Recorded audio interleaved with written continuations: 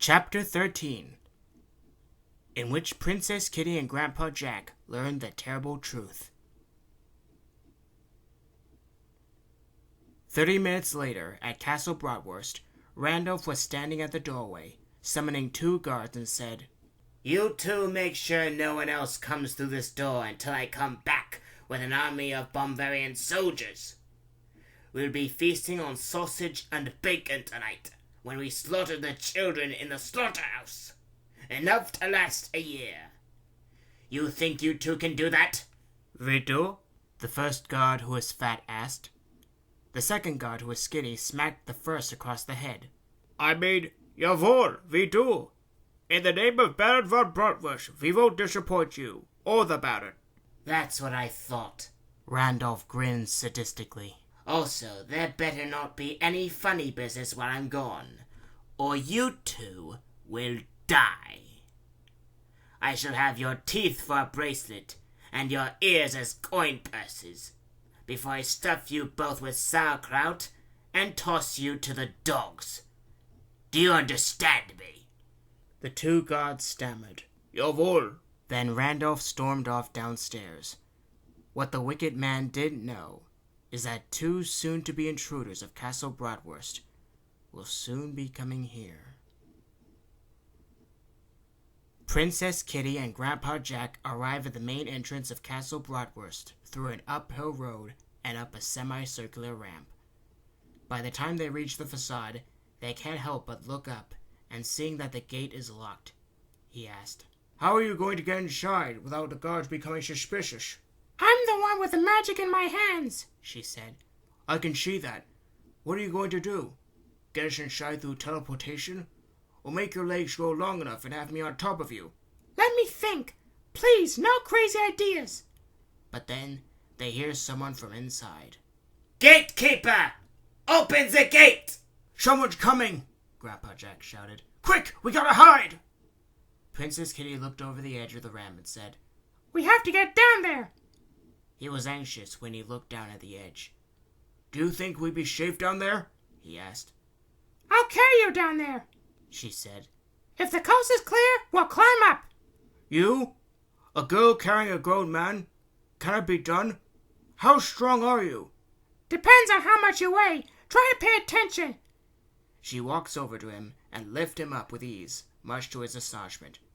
"Just hang on to me," she said. She ran towards the edge and jumps off just as the gate opens. Out came Randolph, gloating while singing a song. "We'll be feasting on sausage and bacon. Soon these fat pigs will be taken. If you think it's unfair, you stop right there. Perhaps you are sadly mistaken. This will be a feast to remember. For pork we shall surely dismember. Won't this be a blast, with enough pork to last from January to December? Give the kingdom my highest regards, for I shall lay out the cards. That's all I have said. Those swine will be dead as soon as I bring forth the gods." As soon as Randolph went down the ramp, Princess Kitty came out of hiding and put down Grandpa Jack. "Look, the gate is open," he said. "It's time to go in." But by the time they're about to go in, the gates close at their faces, much to their disappointment. However, Princess Kitty already has a plan. "Never despair, Jack," she said. "I've been thinking recently. I use my scepter to make you fly." "Thank goodness," Grandpa Jack said. "But are you sure you know what you're doing?" "I'm positive." She pulls out her scepter and sings to it. "For those who ever wish to fly, then one must ever wonder why, while up in the air with tender care, that's something we should try. Some day of all things, the sky will belong to kings, for in the end I shall give my friend a fresh pair of wings." There was a bright glow at the end of her scepter, and she lightly touched Grandpa Jack on the head before dimming. "Are you feeling okay?" she asked. Yes, he said.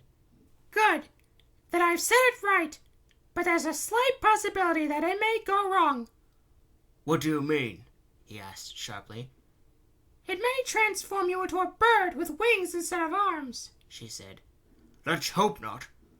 I don't want my grandchildren to see me like this. A few moments later, he realized that he's still grounded instead of up in the air. She noticed it as well. It's supposed to happen, she sighed. I don't blame you, Kitty. Even I can understand. Why? Suddenly, his feet left the floor as he shot into the air. Jack! Princess Kitty shouted. Not so loud! We don't want the guards to hear us! Grandpa Jack, this man of 90 and a half, was surprised to see himself fly in the air. When he saw a flagpole, he grabbed onto it. His legs waved helplessly, a sense of weightlessness. What are you doing hanging on to something? She calls out. I had to, Kitty, to save myself! He cried, feeling himself rose further into the air. If I let go, I'll float away! Away from Bavaria and end up in outer space, probably on the moon! You can't float away! She laughed. And you can't keep the grandchildren waiting either! While he's hanging onto the flagpole, his eyes widen as she, too, begins to fly up in the air. You fly, too? In real life? He asked. Why didn't you tell me before? I learned how to fly when I was in KAWAII Wonderland without a bubble, but only on occasions. She extends her hand. Give me your hand! Grandpa Jack reaches out. It's just that I haven't experienced it before. She grabbed his hand, and he lets go. His worries about flying subsides. Oh, how great it is to fly, he said. And I hope it'll be more fun when my grandchildren flew on the dirigible Providence back home. See? I told you that I'm positive when it comes to magic, she cried, her face the happiest Grandpa Jack had ever seen. I'm a shooting star! She cartwheeled through the air, her limbs and tail flailing as she came close to the facade, bouncing off unceremoniously. Grandpa Jack did a forward flip, traveling upwards. If only Lucky Lindy can see me now! He'd be green with envy, he said. She grabs him by the hand and pulls him higher. He looked down and felt his stomach drop slightly. Oh, not so high, Kitty. We're already high above the castle as it is. I bet you can do this, Jack. She somersaulted through the air effortlessly. Oh, Kitty, that's amazing, he cried out in joy. Now you try it. Okay, here goes nothing.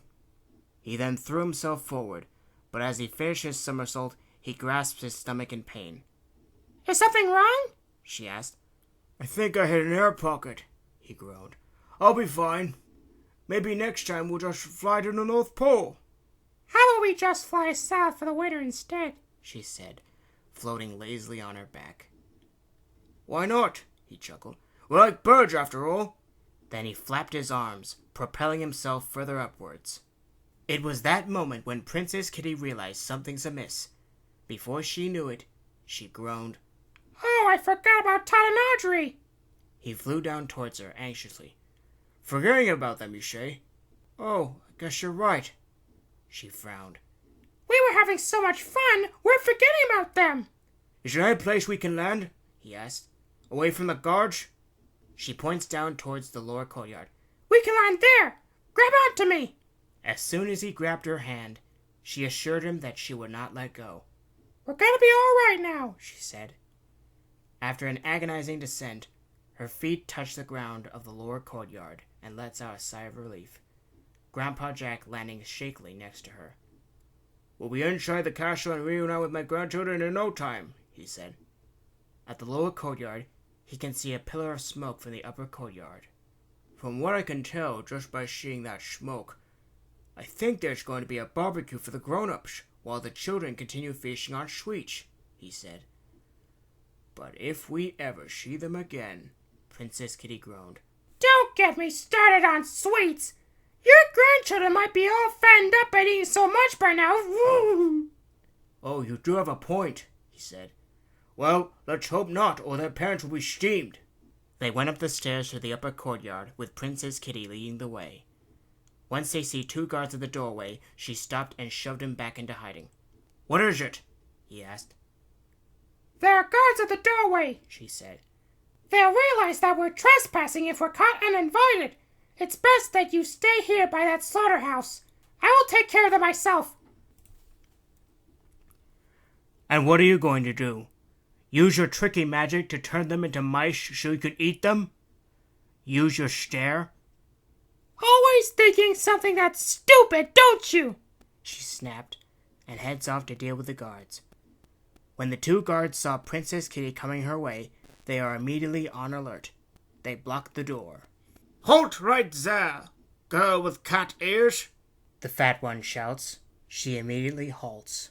"I don't care how you get in here," the skinny one spat. "Clear off, or we'll have no choice but to use force on you." She smiled and crossed her arms.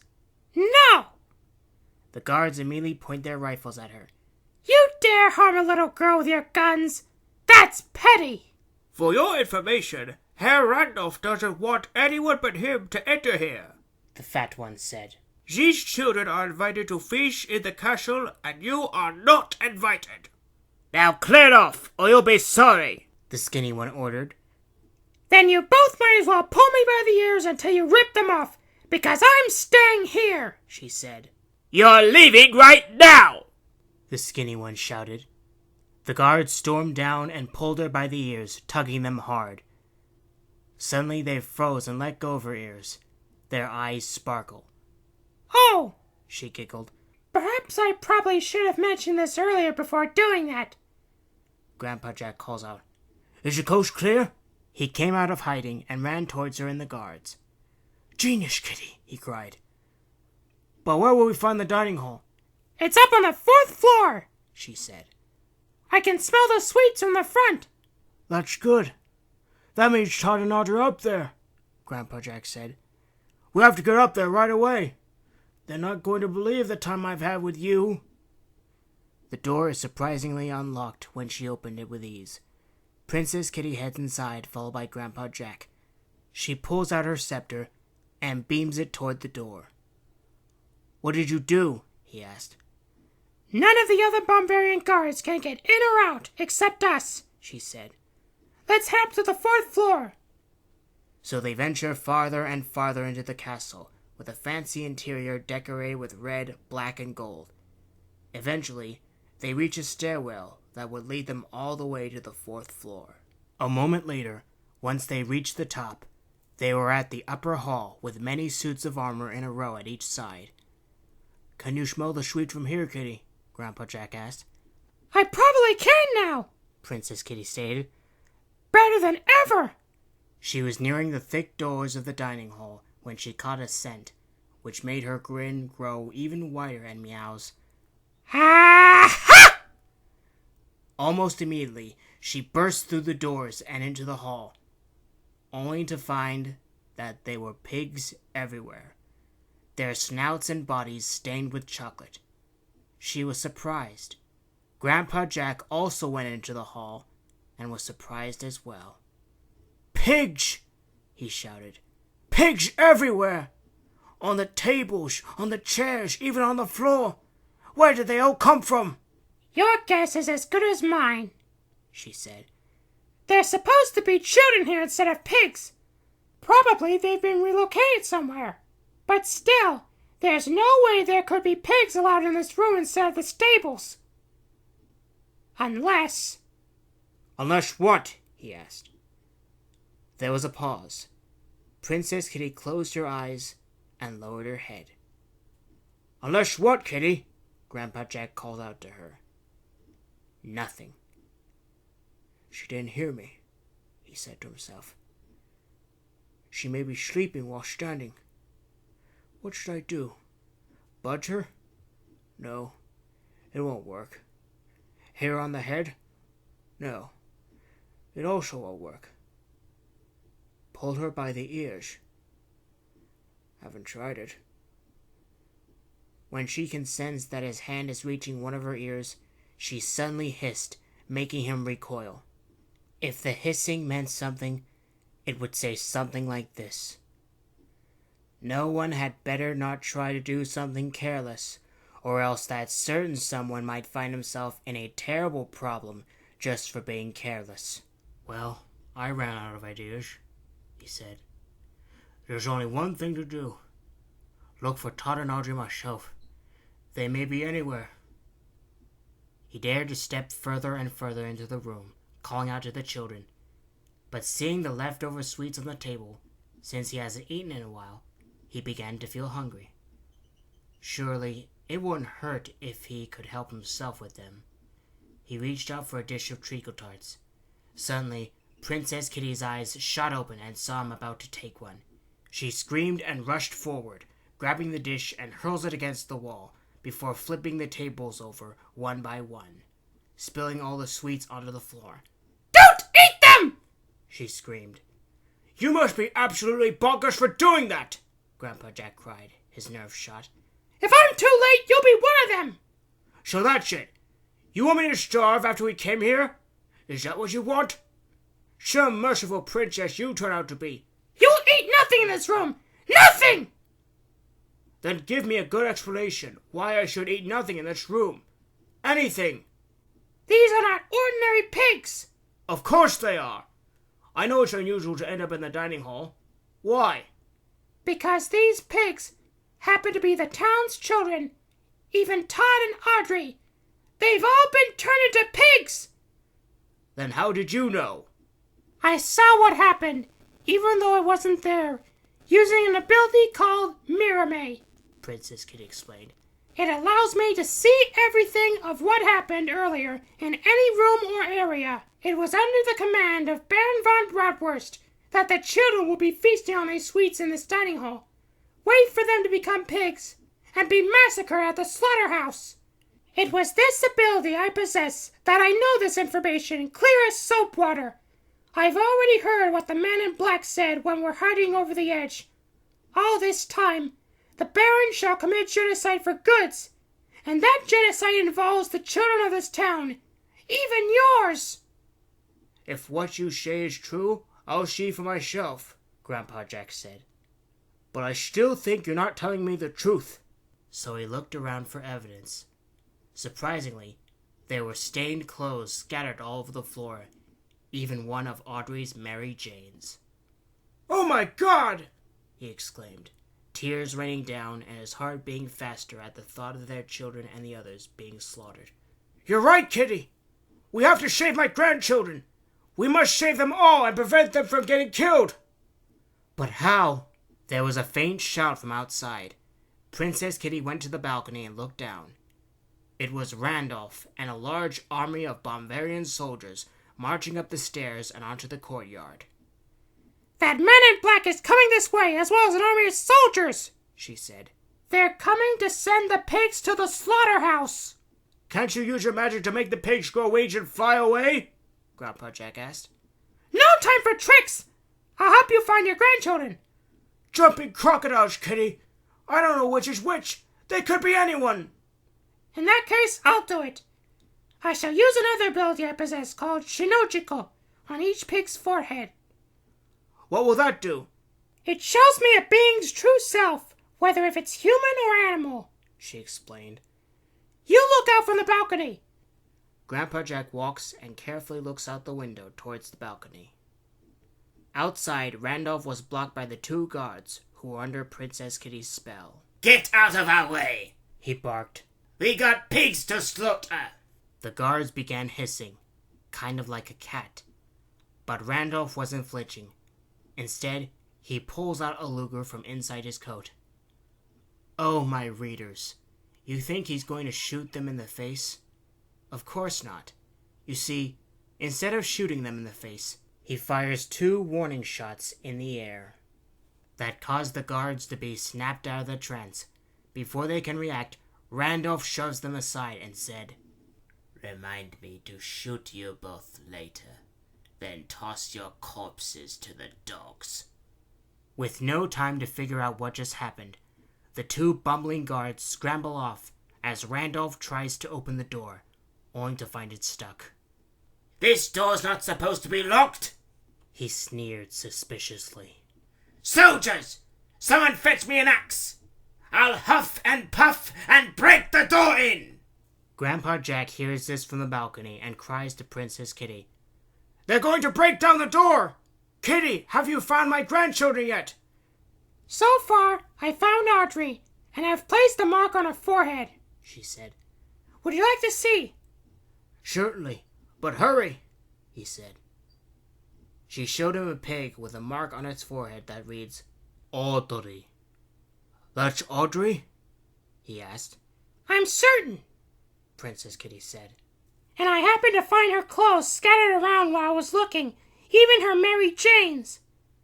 He couldn't believe what he saw.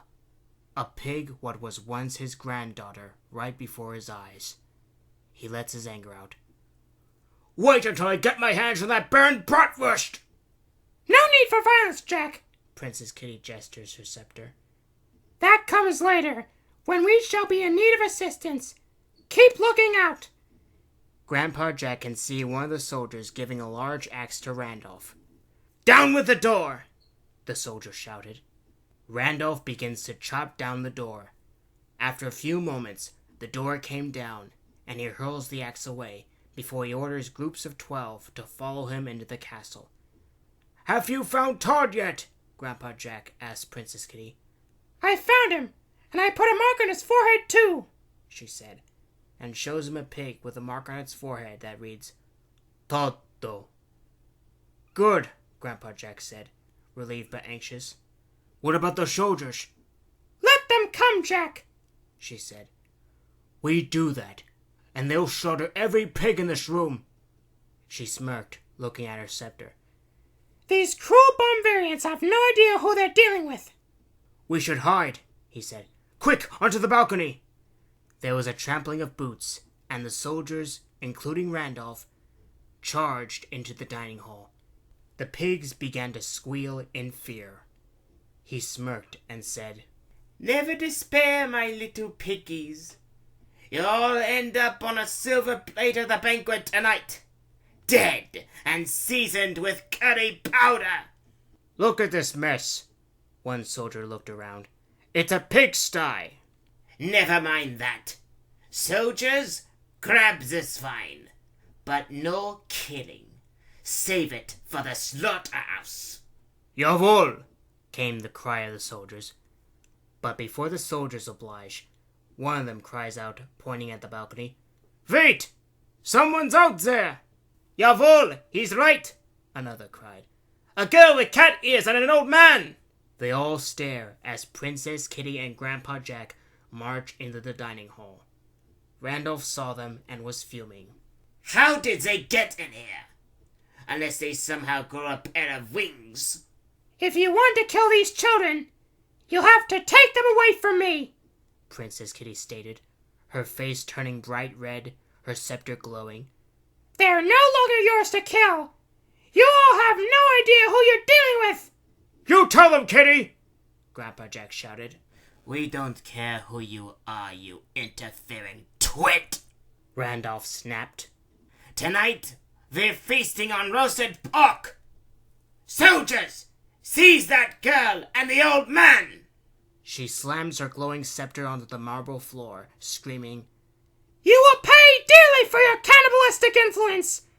In the name of the kingdom, I, Princess Kitty, will punish you! The scepter shoots out a beam, not at Randolph or the soldiers, because it passed them and out the dining hall door. You've missed, Randolph cackled. Consider that your final magic trick. He then screamed, Seize them! Now! Jawohl! Came the cry of the soldiers. But before the soldiers oblige, they suddenly hear something from outside the room. There was a trample of metal, and suits of armor from the upper hall, reanimated from Princess Kitty's spell, burst through the door. The soldiers and Randolph turn their backs on her army. Before they can do anything, the suits of armor hurl themselves towards them, knocking several to the ground. Then it all dissolved into chaos. Princess Kitty and Grandpa Jack surged forward, taking on Randolph. They grabbed him by the shoulders and spun him around, causing his balance to waver. Randolph quickly found his balance and shoved Grandpa Jack and Princess Kitty away, giving him enough time to quickly make his escape. He looked around at the brawl raging around him. A suit of armor swings a mace at one of the soldiers. Randolph bolts to the balcony, screaming to the remaining soldiers, I need reinforcements! Get here quick! Jetzt! Jetzt! Jawohl! Came the cry of the soldiers, and they all barge into the castle. Princess Kitty comes up behind Randolph and grabs him. Who said that I've missed? She asked. She punches him in the face, sending him against the wall. She carries the pig bodies of Todd and Audrey and calls out to Grandpa Jack while the soldiers are distracted. I got your grandchildren! Let's go! Princess Kitty and Grandpa Jack storm out, but she stopped and turned when she hears Randolph screaming out, Fräulein! I will have your head as a trophy! She said, pointing at him. That depends! Then she followed Grandpa Jack down. Stop them, you fools! Randolph orders his soldiers. Stop those thieves! They'll join the slaughter with the pigs! Several soldiers who were battered ran after them, only to find more suits of armor in their path, while Princess Kitty and Grandpa Jack escaped the castle. Kitty, what about the rest of the children? Grandpa Jack said. Don't worry, Jack, she said. They're not going anywhere. Not even the slaughterhouse. They burst outside through the open doorway, while the suits of armor hold the Bomvarian soldiers back. A battered Randolph was hot on their tail. The claws on his gloves were cracked or snapped off. In the meantime, the suits of armor pushed the Bomvarian soldiers out of the dining hall before barricading the door, leaving them with the pigs. For now, the pigs could forget about being massacred.